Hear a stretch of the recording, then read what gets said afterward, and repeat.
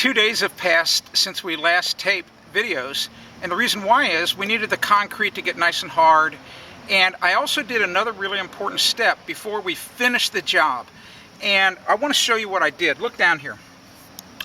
So this is where the blacktop patch is going to go, so that we blend new blacktop, into the trench drain right here. Well, after I took off the forms from the concrete, it was a pretty deep hole there. I had some extra concrete, I mixed it up, and I placed it in here and made it very rough on purpose. I also made sure that the distance that has to be filled in is about 1 inch, maybe a little bit more, and the reason why is because on the written instructions of the blacktop patch, it tells you that it really only wants you to put it in about 1 inch at a time. So that's going to be perfect. And a 1 inch covering here, because I have the solid concrete underneath it, is going to be more than enough blacktop patch. In the next video, I'm going to show you how to put the blacktop down. It's time to put in the blacktop patch. It's really kind of fun because we're at the end of the project, and it's really satisfying to me to get to this point because it's going to be a job well done and you're going to have the same success at your home. Let's talk a little bit about the actual blacktop patching material. You can buy it ready mixed, and here's what it looks like. It'll come in tubs like this. It used to come in bags, and it's really a neat material. I mean, it's very flowable. You can see it actually kind of moves on its own. I mean, and here's what it is. So it's small pieces of rock that have been coated with asphalt cement, the same type of asphalt cement for the most part that's found in regular blacktop.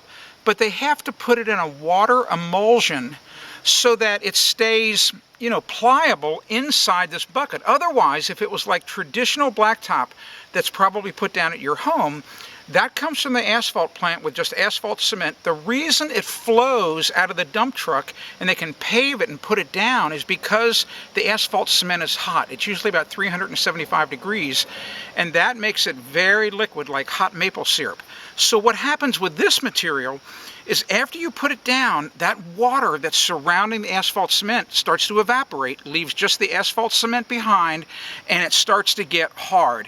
Now, one of the differences is, and you can see that here, is that this material is made up of very kind of small stones. They're really, really pretty small. They're only about as big as that stone there.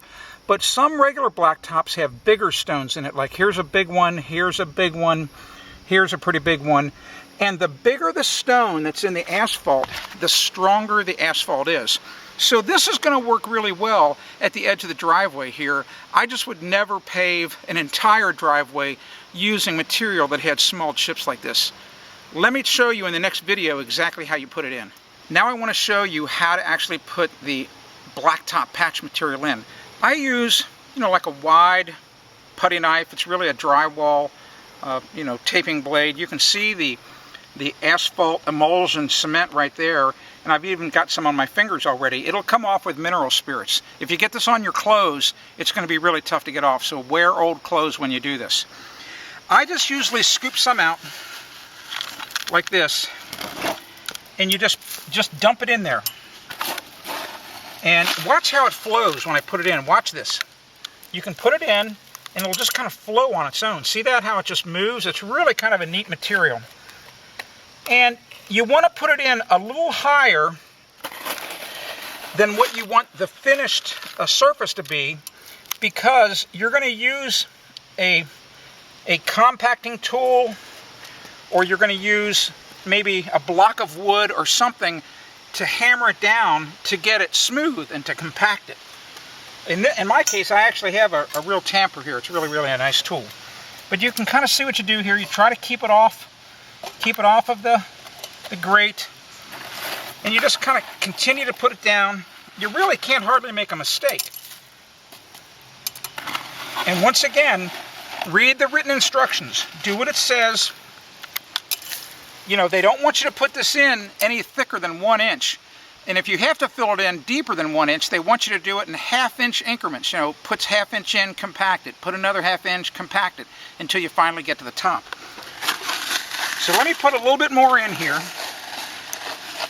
and then I'll show you how to compact it. I've got some of the blacktop patch material in place. I've already compacted some of it over here, and you can see this area right here is not compacted. This is a tamping tool. It's made out of solid steel, and I've got a nice black iron pipe to add some extra weight to it. And this is a really handy tool to use for this type of job. I have to keep the tamper, you know, at the same angle I want the blacktop to be, but you don't have to apply that much pressure, and you just tamp it to make it nice and smooth. And that's really, that's all there is to it. It's not that hard to do.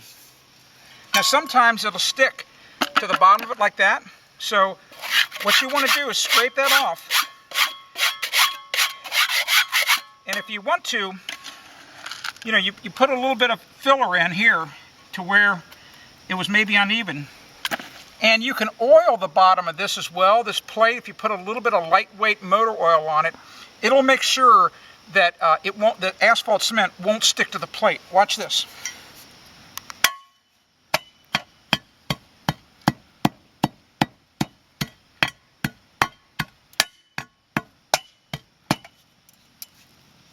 That's going to come out pretty nice. It's going to look really good.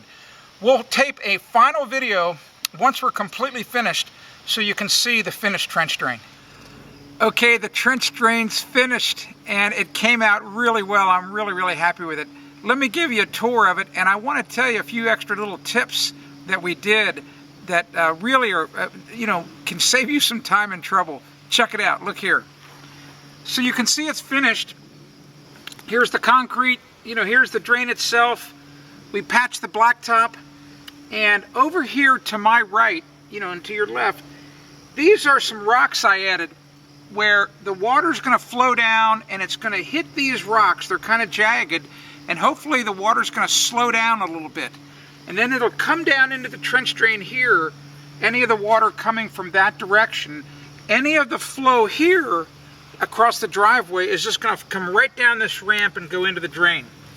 And remember, this part of the concrete, it's sloped down, so the water's not going to flow up here and come up to here, because this here is higher by 3/4 of an inch than the metal grate. Finally, down here at the end, you can see the pipe leaving the trench drain, and I left the pipe exposed so that you could see it. We're going to cover it over with some dirt, but the pipe, when the water comes out of the pipe, it hits those rocks, and the purpose of those rocks is to slow down the water and slow down the force of it so it doesn't cause erosion over there. Because now what we've done is we've actually concentrated the water in the trench drain, and it's actually going to have more energy than it did as it came into the trench drain, because it's more water faster.